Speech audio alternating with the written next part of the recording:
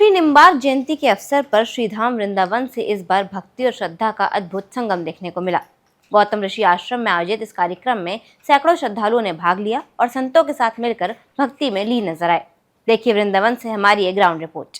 श्री निम्बार्क जयंती के अवसर पर श्रीधाम वृंदावन में भक्ति और श्रद्धा से भरा भव्य आयोजन किया गया। ये कार्यक्रम गौतम ऋषि आश्रम में हुआ, जहां आश्रम के महंत ने विधि विधान से भगवान श्री निर्भाग्याचार्य की पूजा अर्चना की और सभी के कल्याण की कामना की। इस कार्यक्रम के लिए सुबह से ही भक्तों की भीड़ उमड़ पड़ी।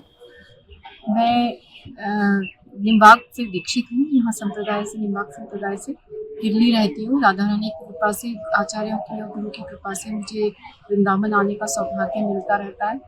तो आज निम्बार्क जयंती है। जो हमारे संप्रदाय के मुख्य आचार्य हैं, निम्बार्क भगवान रंग देवी जी के अवतार हैं। वो 8 स्वरूपों का बताया गया आचार्य ने। उन्होंने जैसे भूसरगाय के रूप में, कृष्ण भगवान के सखा, लकुटी के रूप में, इस तरह से 8 रूप हैं सुदर्शन चक्र अवतार के रूप में, जो विष्णु भगवान के हाथ में सदैव रहते हैं। उनसे हमें जो संप्रदाय में दीक्षा का सौभाग्य मिला है, वो हमें आगे प्रेरित करते हैं राधा कृष्ण की भक्ति के लिए, हमारी गुरु कृपा से। और हमें जो संप्रदाय, ये निम्बार्क संप्रदाय है, सबसे प्राचीन संप्रदाय है। 5121 साल इसको हो चुके हैं, जो कि सभी संप्रदायों में सबसे प्राचीन संप्रदाय बताया जाता है।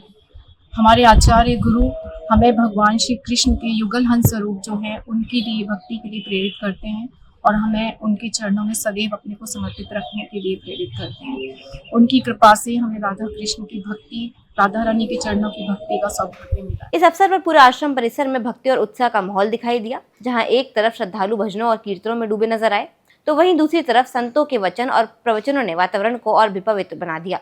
इसी के साथ धाम में संतों के लिए झरा भंडारे और दक्षिणा का आयोजन किया गया और श्रद्धालुओं के लिए अन्नक्षेत्र में प्रसादी वितरण का विशेष इंतजाम रहा, जिसमें सभी ने बड़ी श्रद्धा से भाग लिया। ठाकुर राधा वृंदावन बिहारी की जय, एनसी सर्वेश्वर संगीत हमारी महाराज की जय, सभी भगवान की जय।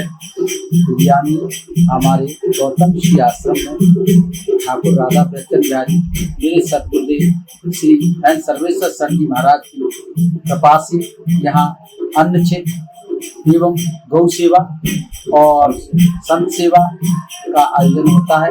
प्रतिदिन यहाँ प्रतिदिन रोगियों को दवाइयों की व्यवस्था की जाती है। यहाँ बाढ़ क्षेत्र में यहाँ आश्रम के द्वारा सब जगह नावों के जरिए लोगों को सुविधाएं उपलब्ध कराई गई। यहाँ आश्रम में सभी संतों को जहाँ जहाँ आश्रम डूब गए उनको यहाँ शरण स्थली प्रदान की गई।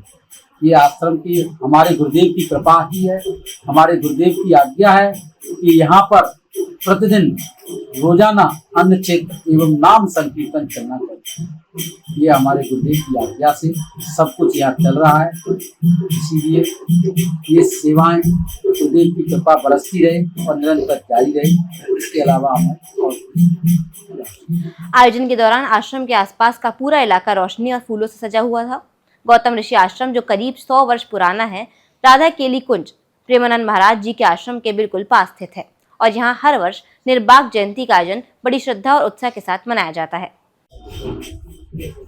निम्बार्क संप्रदाय के परम मूर्धन्य प्रेमी रसिक संत पूज्यपाद श्री गुरुदेव भगवान श्री श्री 1008 से सुखदेव दास जी महाराज, जिनकी तपस्थली प्रारंभ में श्री वृंदावन धाम गौतम ऋषि रहा, उसके बाद महाराज जी अपने सदगुरुदेव भगवान की आशीर्वाद देकर के महाराज जी वन क्षेत्र में ही अधिक बाहर रहे।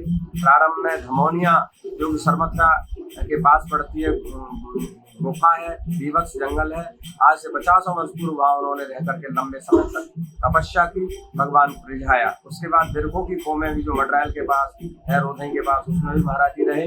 तत्पश्चात वहाँ से आगे जाते हुए जयपुर क्षेत्र में पहुंचे। उन्होंने निम्बार्क संताश्रम नायला धाम में वर्तमान में जो आश्रम बना रखा है, वहाँ गौ सेवा होती है, संत सेवा होती है, मंदिर है, पुजारी है, संत निवास करते हैं। अखंड संकीर्तन महाराज जी के चलने से चल रहा है। उन्हीं के साथ में महंत श्री मामा जी महाराज के चरण संधि में श्री देवकी नंदन जी महाराज के, उसमें यहाँ गौतम ऋषि आश्रम में आज आनंद पूर्वक निम्बार्क जयंती मनाई गई। सभी भक्तों के बीच में बड़े आनंद।